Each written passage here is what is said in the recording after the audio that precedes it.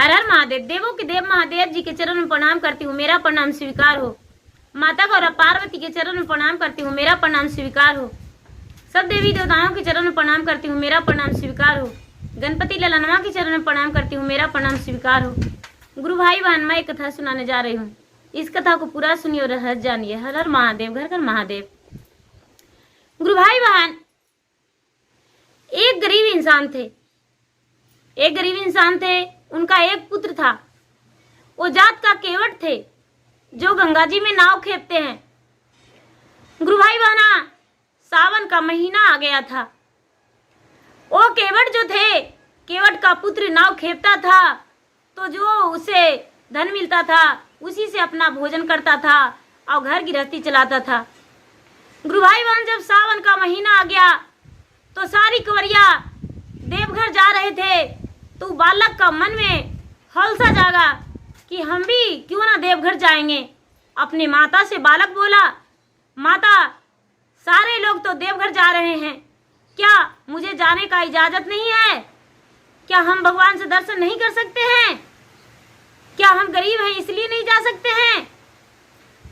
बेचारी उसकी माँ बोली, बेटा ऐसा मत सोचो, तुम अवश्य जाओगे, लेकिन थोड़ा वक्त बीतने दो। इस बार नहीं, कुछ दिन बाद जाना, जब तुम्हारे पास 2 पैसे हो जाएगा। गुरु भाई बहना, जब ऐसा केवट ने सुना माँ की बात, तो बोला, माँ मैं कुछ नहीं जानता, मैं अवश्य जाऊंगा।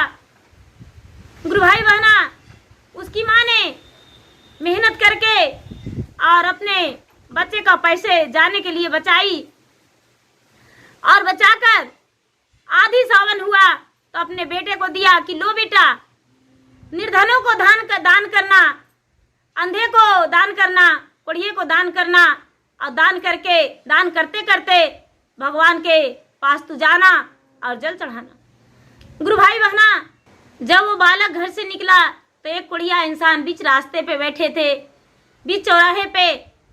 तो ये बालक केवट का पुत्र देवघर जाने के लिए निकला, वस्त्र पहनकर और कांवर लेकर।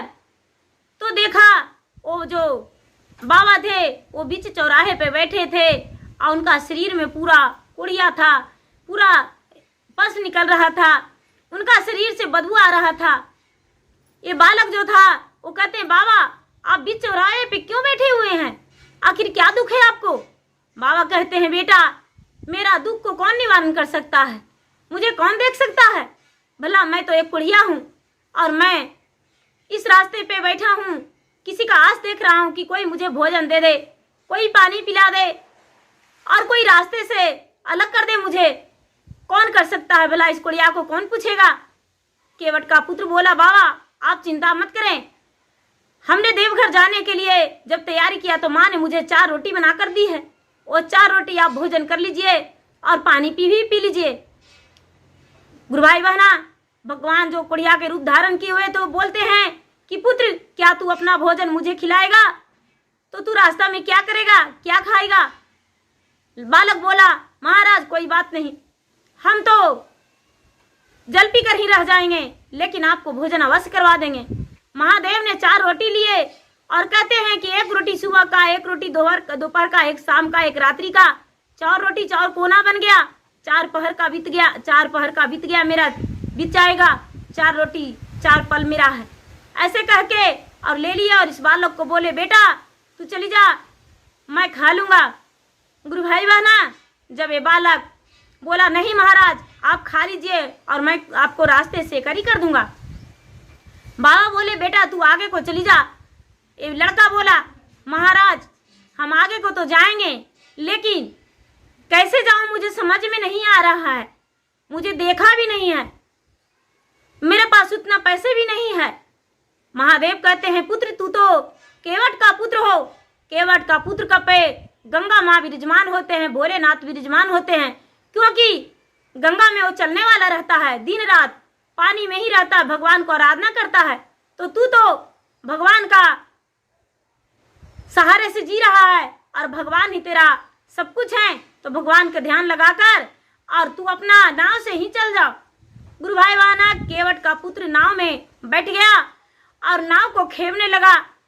गुरु भाई बहना, नाव खेपते खेपते खेपते खेपते वो बालक को आधी रास्ता में नींद आ गया। जब आधी रास्ता में नींद आ गया तो कहता है बालक तो सो गया। अब भोलेनाथ और माता पार्वती का ध्यान आया कि अरे उस बालक को तो हमने नाव से चलाने के लिए बोल दिया कि चले जाओ, लेकिन वो तो सो गया। अब बीच गंगा में वो डूब जाएगा। अब हम क्या कर सकते हैं? महादेव कहते हैं, महाराज यदि उस बालक को नहीं बचाइएगा तो आप तो बहुत बड़े दोषी हो जाइएगा। आपका संसार में पूजा कौन करेगा? आपका जल चढ़ाने कौन जाएगा? आपका नाम से सारा लोग थू थू करेंगे। गुरु भाई बहना, जब ऐसा बात महादेव सुने तो झट से अपना जटा को सहेट लिए और गंगा में लहरा कम गया।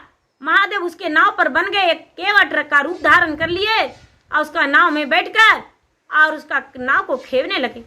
नाव को खेपते खेपते खेपते उसी स्थान पर चल गए जहां पर उसको जाना था। जब उस स्थान पे चल गए तो ये बालक का पानी का छींटा मारे तो बालक का आंखें खुला। जब आंखें खुला तो कहते हैं कि अरे हम यहाँ पे हैं, हम तो कहीं और जगह थे। महादेव एक केवट का रूप धारण किए हुए कहते हैं कि अरे बालक, तुझे पता नहीं, तूने तो बीच धारा में डूब जाता, लेकिन तुझे देखकर मुझे दया आ गया। मैंने सोचा बहता हुआ पानी में दह जाएगा। इसका माँ बेचारी अकेली है, इसके माता पिता बहुत गरीब हैं और ये तो भगवान के यात्रा पे जा रहा है। यदि इसका मदद नहीं करेंगे तो अनर्थ हो जाएगा। गुरु भाई बहना, जब वो जल लेकर नदी से निकला तो रास्ता में चलने लगा। चलते चलते चलते चलते चलते बहुत दूर चल गया। जब बहुत दूर चला गया तो भोलेनाथ एक बालक के रूप धर के, छोटा बालक के रूप धर के उसका पाँव में लपट के कहते हैं कि भैया मैं बहुत प्यासे हूँ, क्या तुम मुझे पानी पिला दोगे? बोला हाँ, हम पानी पिला देंगे, लो पानी पी लो। हम भगवान को नहीं चढ़ाएंगे जल, कोई बात नहीं, लेकिन पानी पी लो। गुरु भाई बहना, यह जो बालक था वो बालक बेचारा केवट का पुत्र, उस बच्चा को पानी पिला दिया। बच्चा ने पानी पी लिया, लेकिन वो तो महादेव थे। माया रूपी अपना बालक के रूप धारण करके महादेव वहां खड़ी थे। उसका रूप धारण वैसा रूप में महादेव खड़ी थे और पानी तो पी लिए। पानी पीकर आगे चले। जब आगे चले तो फिर वही बालक उसका पैर में लिपट गया और कहता है कि आप मुझे 2 पैसे देंगे? ये बालक कहता है हाँ, मेरे पास तो पैसे पड़ा हुआ है, लो पैसे दे दिया। बालक लाइन में लग गया। आधा पानी महादेव पिए थे, आधा बाकी था। लाइन में लग गया कि हे महादेव, मैं तो आपको जल चढ़ाने के लिए जल भरा था, लेकिन बालक तो भगवान का रूप लोग कहते हैं, तो छोटा बच्चा था, मुझसे पानी मांगा था, मैंने उन्हें जल पिला दिया हूँ, लेकिन अब क्या करूँ? यही जल आपको चढ़ाऊंगा, आप दुखी नहीं होइएगा भगवान। गुरु भाई बहना, ओ केवट का पुत्र ऐसा बात मन में सोचकर और लाइन में लग गया, जाकर महादेव का जल चढ़ा दिया। महादेव का जल चढ़ा दिया और महादेव का जल चढ़ा के और जब लौटने लगा तो लौटते लौटते केवट अपने नाव के पास चलाया। जो भी उसको लेना था प्रसादी ले लिया और नाव पे बैठ गया। गुरु भाई बहना, जब फिर रास्ते में आधी रास्ता पहुंचा है तो फिर उसका नींद आने लगा। जब फिर से नींद आने लगा तो महादेव जी फिर से उनका नाव में बैठकर केवट के काम करने लगे और उसका नाव खेप के अरारा पर पहुंचा दिए और पहुंचाकर और महादेव वहीं रह गए, क्योंकि वो तो महादेव थे, एक केवट का रूप गुरु भाई बहना वो धारण कर लिए थे। जब उसी जगह पे वो लौट गए, एक केवट का पुत्र जो था नाव से उतर के और जाने लगा, तो जिस जगह पे वो कुड़िया का रूप धारण किए हुए थे उसी जगह पे महादेव फिर उसी स्थान पे बैठे हुए हैं और अपना कटोरा फैलाए हैं कि भाई कोई मुझे दान दे दो। गुरु भाई बहना, ये बालक ने देखा तो बोला कि अरे आप तो वही बाबा हैं, हम देवघर जा रहे थे, तो आप यहाँ पे बैठे थे, आपको हम 4 रोटी दिए थे और थोड़ी 4 पैसे भी दिए थे, आप मेरा प्रसादी ले लीजिए। गुरु भाई बहना उस बाबा को प्रसादी दे दिया और प्रसादी देकर और बोला बाबा भोजन कर लीजिए और नहीं तो चलना है तो मेरे घर चलिए। महादेव कुड़िया रूपी कहते हैं कि नहीं नहीं, हम तुम्हारे घर नहीं जाएंगे, किसी का सर के बोझ नहीं बन सकता, मैं तो चुपचाप यहाँ पर बैठा हूँ। गुरु भाई बहना जब महादेव ने वहां से अंतर ध्यान हो गए, ये बालक अपना घर लौटा तो रात्रि में सोया और माँ को हाथ जिमा कर दिया, प्रसादी लो माँ, जो भी टोला परी उसमें बांटना होगा बांट देना, मैं तो देवघर से आ गया। गुरु भाई बहना जब रात्रि में सोया है तो इसका एक टूटली झोपड़ी था, लेकिन ये जो झोपड़ी था वो सुंदर सा घर बन गया और ये जो जमीन पर सोया था वो जमीन चारपाई बन गया और उसका घर में अन्न धन भी थोड़ा हो गया। जब घर में अन्न धन भी हो गया, सवेरा हुआ तो उसकी माँ भी का नींद टूटा तो बेटे के पास गई और बेटा से कहती है, बेटा आज देखो अपना घर कैसा हो गया है, आज तो मेरा घर बहुत सुंदर बन गया है, देखो घर में अनाज बिखरा पड़ा है, सब कुछ घर में भर गया है, बेटा आंखें खोलो। ये बेचारा केवट का पुत्र देखा तो देखता है कि मेरा घर तो खुशहाली से भरा हुआ है। अपने माँ को सारी बात बताया। माँ बोली बेटा तू नहीं जानता, वो माया रूपी महादेव थे बेटा और कोई नहीं। बालक बोलता है माँ हम भगवान उनसे तो कुछ नहीं मांगे थे, लेकिन उन्होंने मुझे बोले थे कि आपका सुखी जीवन बीतेगा, कोई प्रकार का कोई दुख नहीं होगा, बेटा जाओ और नाव से ही अपना चला जाओ। माँ जब मेरा आंखों में नींद आ गया था नाव में तो मुझे एक केवट ने मुझे मदद किया था, जो कि अपना नाव खेप कर मेरा और गंगा के घाट पे पहुंचा दिया था और हम देवघर जाकर और अपना जल चढ़ाया। एक बालक ने मेरा जल भी जूठा कर दिया था माँ, फिर भी मैंने भगवान को जल चढ़ाया। माँ उसकी बोली बेटा तू नहीं जानता था, वो कोई और नहीं वो महादेव ही थे, महादेव ने तुम्हें अपना कृपा बरसाकर और ये सब किए बेटा, तुम्हारा दुख दूर किए। उसकी माँ बोली बेटा इस बार तू अकेला गया है, लेकिन मैं अगली साल में जब आगे साल बीतेगा बेटा तो मैं तुम्हारे साथ चलूंगा और मैं भी जल चढ़ाऊंगा, लेकिन निर्छल मन से जाऊंगा, कभी कपट मार के नहीं। बेटा बोला ठीक है माँ चलना।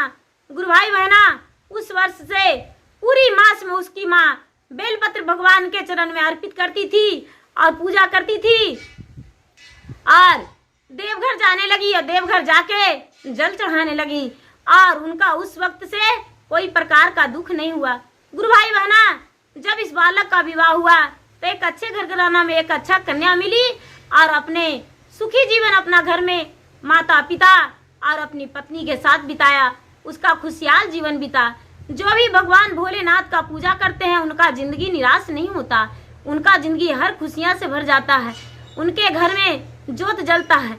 गुरु भाई बहना जो सूर्य का प्रकाश है, सूर्य का प्रकाश कभी मलिन नहीं होता, उसी प्रकार आसरा कभी टूटता नहीं है जो आस लगा के बैठता है। लेकिन गुरु भाई बहना मन में कपट भर के नहीं, मन में खुशियां भर के और मन में जो खुशी रखता है उनका भगवान प्रेम से खुशी पूरा कर देते हैं और प्रेम पूर्वक भगवान उसे दर्शन भी देते हैं। तो गुरु भाई बहना मेरा वीडियो अच्छा लगे तो इसे लाइक कीजिए, शेयर कीजिए, सब्सक्राइब कीजिए।